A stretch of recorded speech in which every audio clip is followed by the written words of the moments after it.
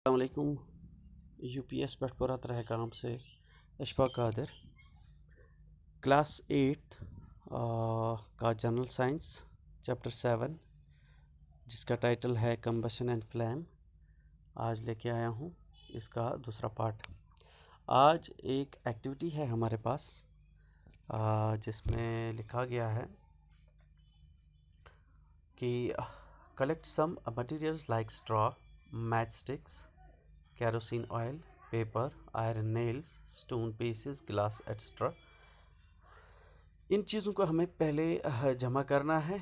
इसमें स्ट्रॉ आता है यानी घास फूस, मैच स्टिक यानी माचिस की तीलियाँ, केरोसिन ऑयल मिट्टी का तेल, पेपर यानी कागज़, आयरन नेल्स कील, स्टोन पीसेस पत्थर, गिलास कांच जिसको हम कश्मीरी लोग अक्सर शीशा बोलते हैं।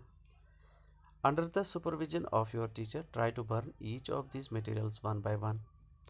तो अपने उस्ताद की मौजूदगी में आपको इन सब चीज़ों को एक एक करके जलाने की कोशिश करनी है। If combustion takes place mark the material combustible.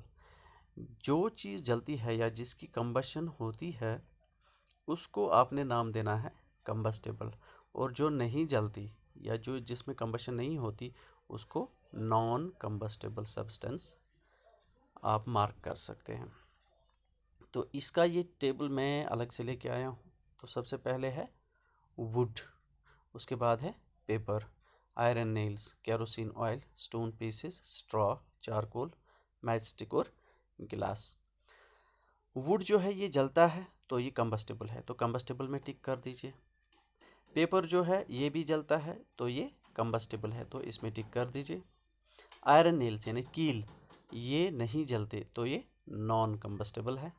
इसी तरह केरोसिन ऑयल है ये जलता है तो ये कंबस्टेबल है। इसी तरह स्टोन पीस पत्थर ये नहीं जलता तो ये नॉन कंबस्टेबल है। इसी तरह स्ट्रॉ जो है ये जलता है घास फूस तो ये कंबस्टेबल है। इसी तरह चारकोल ये भी जलता है तो ये कंबस्टेबल है। इसी तरह मैच स्टिक माचिस की तीलियाँ तो ये कंबस्टेबल है। इस तरह गिलास जो है कांच शीशा जिसको हम कहते हैं तो ये जलता नहीं है तो ये नॉन कंबस्टेबल है। तो इन सब चीज़ों की मैं यहाँ पे इमेज लेके आया हूँ। ये है वुड यानी लकड़ी, ये जलती है तो कंबस्टेबल है। तो ये पेपर है ये भी जलता है तो ये कंबस्टेबल है। ये आयरन नेल्स हैं यानी लोहे के कील हैं, ये नहीं जलते तो ये नॉन कंबस्टेबल हैं। इसके बाद है केरोसिन ऑयल, ये जलता है तो ये कंबस्टेबल है। इसके बाद है स्टोन यानी पत्थर, ये जलता नहीं है तो ये नॉन कंबस्टेबल है। स्ट्रॉ जो है घास फूस ये जलता है तो ये कंबस्टेबल है। इसके अलावा चारकोल ये भी जलता है, हम कश्मीरी लोग इसको समोवार में यूज़ करते हैं, ये जलता है तो ये कंबस्टेबल है। मैच स्टिक मैच की तीलियाँ इससे हम बाकी चीज़ों को जलाते हैं तो ये कंबस्टेबल है। इसके बाद है कांच गिलास शीशा जिसको हम कहते हैं, ये नहीं जलता तो ये नॉन कंबस्टेबल है। तो ये थी एक्टिविटी 7.1। इन चीज़ों के अलावा भी आप कुछ चीज़ें ऐड कर सकते हैं जिन जिन के नाम आप जानते हैं, और उनको ट्राई करने के बाद आप उनको कैटेगराइज कर सकते हैं कि कौन कंबस्टेबल है और कौन नॉन कंबस्टेबल है।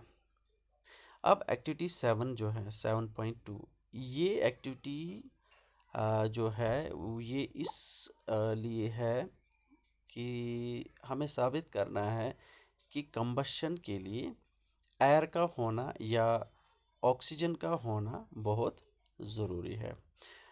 तो पहले हम इसका टेक्स्ट पढ़ लेते हैं। यहाँ से fix a lighted candle on A table, put a glass chimney over the candle and rest it on a few wooden blocks in such a way that air can enter the chimney। ये पहला है। यहाँ पे एक candle रख दीजिए, इसके ऊपर जो है इसके नीचे छोटे छोटे दो ब्लॉक्स रखने हैं ताकि ये थोड़ा सा ऊपर रहे और नीचे से इसको एयर जो है मिलता रहे। ये पोर्शन भी इसका बिल्कुल ओपन होना चाहिए और इसको कैंडल को इसके अंदर जलते हुए रखना है। दूसरा जो है, यहाँ पे ब्लॉक रखने की ज़रूरत नहीं है, आप इसके ऊपर ये गिलास रख दीजिए।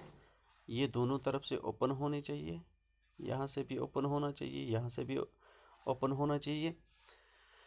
तो इसके अंदर जो है एक जलता हुआ कैंडल रख दीजिए। दूसरा जो है, तीसरे जो है इसके अंदर आप एक जलता हुआ कैंडल रख दीजिए और एक ओपन गिलास जो जिसके दोनों साइड ओपन हो इसके ऊपर रख दीजिए और उसके ऊपर एक और गिलास शीट रख दीजिए। तो हमें ऑब्ज़र्व करना है इस एक्टिविटी को कि कहाँ पे किस केस में क्या होता है। तो ये एक्सपेरिमेंट जो है इसको समझने के लिए मैं आप लोगों के लिए एक वीडियो लेके आया हूँ, वो यहाँ पे है।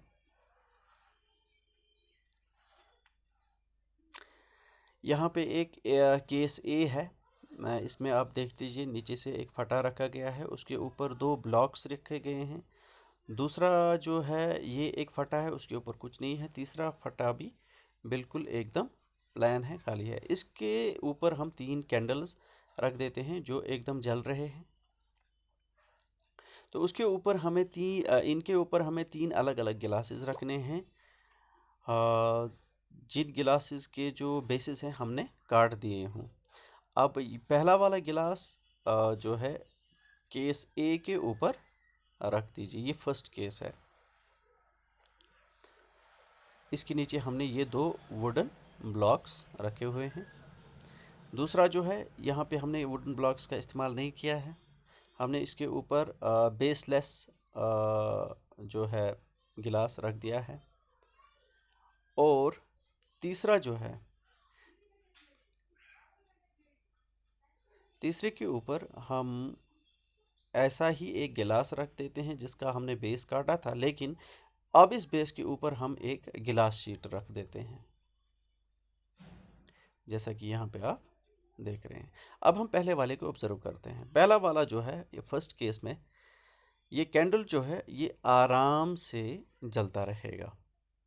दूसरा जो है, दूसरे केस में कैंडल जो है थोड़ी देर के लिए जलेगा, उसके बाद इसमें थोड़ा धुआं निकलेगा और उसके बाद ये बुझ जाएगा।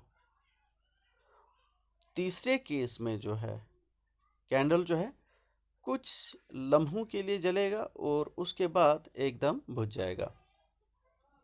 तो इससे साबित होता है कि जलने के लिए या कंबशन के लिए सबसे इम्पोर्टेंट जो है वो है एयर, और एयर में भी सबसे इम्पोर्टेंट है ऑक्सीजन। तो यहाँ पे आप देख लीजिए, the presence of air, oxygen is an essential requirement for combustion to take place. यानी किसी भी चीज़ को जलाने के लिए या किसी भी चीज़ में कंबशन जो प्रोसेस होती है उसके लिए सबसे इम्पोर्टेंट है एयर। और एयर में भी कौन सा गैस इम्पोर्टेंट है, वो है ऑक्सीजन। तो ये एक्टिविटी इसी चीज़ को साबित करने के लिए थी कि एयर जो है ये जलने के लिए, कंबशन के लिए इम्पोर्टेंट है, और एयर में सबसे इम्पोर्टेंट गैस जो कंबशन के लिए है वो है ऑक्सीजन। अब यहाँ पे कुछ और भी लिखा हुआ है। We have read that the sun produces its own heat and light. Is it also some kind of combustion? हमारा सूरज जो है ये भी गर्मी और रोशनी पैदा करता है। क्या इसके अंदर भी कंबशन होती है? In the sun, heat and light are produced by nuclear reactions. You will learn about this process in higher classes. हमारा सूरज जो होता है उससे जो हमें गर्मी और रोशनी मिलती है वो एक रिएक्शन है जिसको हम न्यूक्लियर रिएक्शन कहते हैं। और न्यूक्लियर रिएक्शन अभी आपके स्टैंडर्ड का नहीं है, वो आप हायर क्लासेस में पढ़ेंगे। उसको न्यूक्लियर आपने पढ़ना है हायर क्लास में, न्यूक्लियर फिशन और न्यूक्लियर फ्यूजन, वो आपकी समझ में अभी नहीं आएगा। तो हायर क्लास में आपको समझ में आ जाएगा कि सन के अंदर से जो हमें हीट और लाइट मिलती है वो कैसे प्रोड्यूस होती है। तो आज के लिए ये वीडियो काफ़ी है। थैंक्स।